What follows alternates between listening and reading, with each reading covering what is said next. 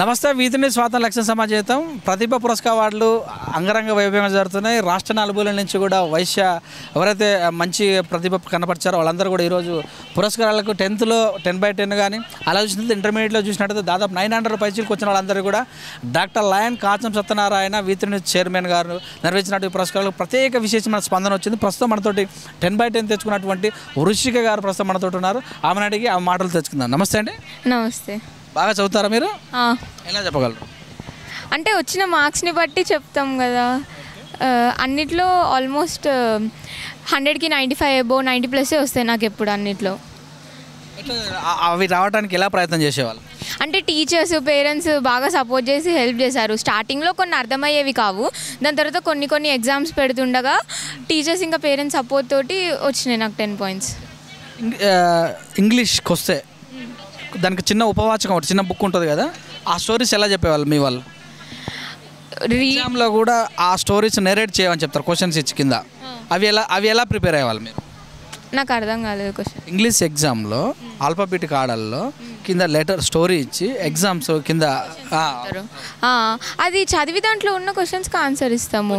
డాష్లు ఇస్తారు, అవి ఎలా అని ఆపోజిట్స్ అని అవన్నీ మాకు స్కూల్లోనే ముందు చెప్పేవారు. మొత్తం మెటీరియల్స్ ఇచ్చి చదివిపించేవారు. చాలామంది ఎగ్జామ్ అంటే క్వశ్చన్ ఆన్సర్స్ అనుకుంటారు కదా, వాటికి చాలా తక్కువ ఇస్తారు. సో ఆ విషయంలో ఇలా కూడా ఉంటాయి, అలా మూడు ఉంటాయి, ఇలా 2 అట్లుంటాయి. అవి మాకు ముందే స్టడీ మెటీరియల్స్ ఇచ్చి ముందే చదివిపించేసారు అన్ని. ఒక స్టోరీ ఇస్తారు ముందుగా తల once upon a time dash crocodile అని. ఆ స్టోరీస్ ఎలా ప్లాన్ చేసేవాళ్ళు మీరు? 5 మార్క్స్ క్వశ్చన్ ఇస్తారు మీకు, అది అవును. అది ఎలా ప్లాన్ చేసుకోవాలి? క్వశ్చన్స్ ఇస్తారు కదా, మెసేజ్ ఇచ్చి కాకుండా ఒక స్టోరీ రాయమంటారు. ఎడిటింగా డిస్కోర్సెసా? ఎడిటింగ్ అది మాకు టిప్స్ అండ్ ట్రిక్స్ ముందే చెప్పారు మాకు స్కూల్లో. అవన్నీ నేర్పించారు. ఫస్ట్ ఇవి టెన్సెస్ చూడాలి, దాని తర్వాత ఇవి చూడాలని చెప్పారు ముందే మాకు. టెన్సెస్ అలా చూసినట్టయితే నౌన్స్ ప్రొనౌన్స్ వీటి విషయంలో ఎలా? ఇంగ్లీష్ క్లాస్ వచ్చినప్పుడల్లా చెప్పేవాళ్ళు. గ్రామర్ అంటే మేము ఇంకా ఎక్స్ట్రా డౌట్స్ కూడా అడుగుతుండే.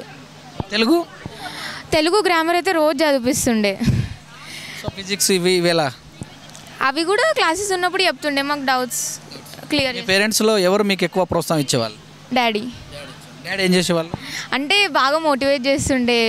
చదవాలి, ఐఏఎస్ కావాలి, ఐపీఎస్ కావాలి, డాక్టర్ కావాలి, లాయర్ కావాలి అలా అని కాదు కానీ మోటివేట్ చేస్తుండే డిఫరెంట్గా. మేము బోలెడు డబ్బులు పెట్టి చదివిపిస్తాం అనే వాళ్ళు ఎప్పుడన్నా? తిండి విషయంలో ఎలా ఉండేవాళ్ళు? అంటే భోజన విషయం తినిపించేవాళ్ళు. పెట్టేవాళ్ళ లేకపోతే మీరే? నేనే తింటా. పాలు లేకపోతే టీ లాంటి విషయంలో ఎలాంటి చర్యలు తీసుకున్నా? ఫ్రూట్స్ మెయిన్ తీసుకుంటా, యాపిల్, అన్ని ఫ్రూట్స్ తింటా నేను. వాటర్ ఎక్కువ తాగుతాను నేను. ఎగ్జామ్ అనగానే ఎలా అనిపించేది? అరే అమ్మ టెస్ట్ లేకపోతే బాగుండు. బోర్డ్స్ అప్పుడైతే ఫుల్ టెన్షన్ ఉండే ఫస్ట్ ఎగ్జామ్కి. దాని తర్వాత 2-3 days అలవాటు అయిపోయింది. స్టార్టింగ్ ఎగ్జామ్ రోజు ఫుల్ టెన్షన్ పడ్డా. ఫ్రెండ్స్ ఎవరు లేరు క్లాస్లో, సెంటర్లో ఎవరు లేరు. అన్నీ మీ స్కూల్ మేట్స్ ఎలా ఉండేవాళ్ళు? స్కూల్ మేట్స్ బాగానే ఉండేవాళ్ళు, బాగా మాట్లాడుతుండే. వాళ్ళతో డిస్టర్బ్ అయిన సందర్భం ఏమైనా ఉందా? లేదు. Credit goes to parents and teachers. School teachers స్కూల్లోనే ఉంటారు. హార్డ్ వర్క్, నా హార్డ్ వర్క్ కూడా ఎలా అనిపిస్తుంది? అంటే వాళ్ళని ప్రౌడ్ చేసినట్టుంది, చాలా హ్యాపీగా ఫీల్ అవుతున్నా. ఇన్ని రోజులు కష్టపడ్డది దీనికోసమే కదా అని. ఏం కావాలనుకుంటున్నావు? ఐఐటి. నలుగురు చెప్పి ఆమె చెప్పింది ఈమె చెప్పింది అని అది అవి చూపిస్తా. Thank you. Thank you.